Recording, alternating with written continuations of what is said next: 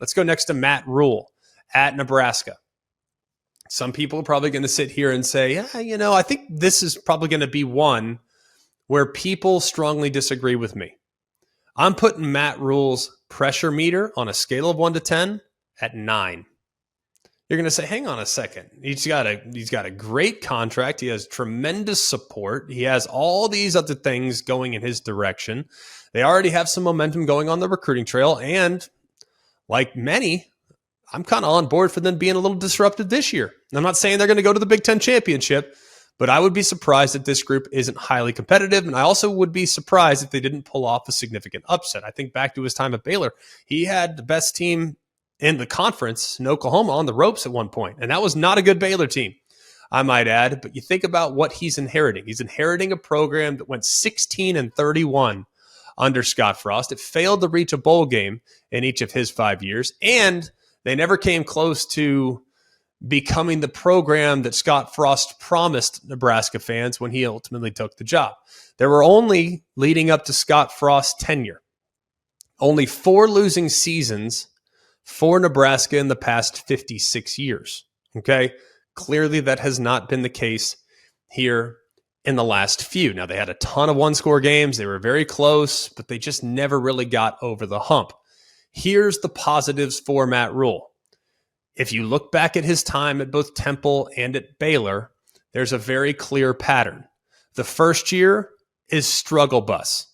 Okay? In his first season at both Temple and Baylor, a combined 3-23. Not ideal. The second season, you start to see some significant improvement. 13-12 in his second years at both Baylor and at Temple. And then finally, in year number 3, that's when they start to break through. In year number 3, a combined 21-7. And by the way, Baylor, when he inherited it, we're not talking about the Baylor team that was competitive in the Big 12 on an annual basis there in the mid-2010s. This is a program that had really come under hard times, so he stepped into a very difficult spot and made them relevant very, very soon. At Temple, they had never had consistent success. He found it in a pretty short period of time. But I do believe the expectation level at Nebraska will always be teetering on the edge of unreasonable. Is it likely? Is it likely they get back to being as dominant as they were in the 90s? I don't know. I'd love to see it.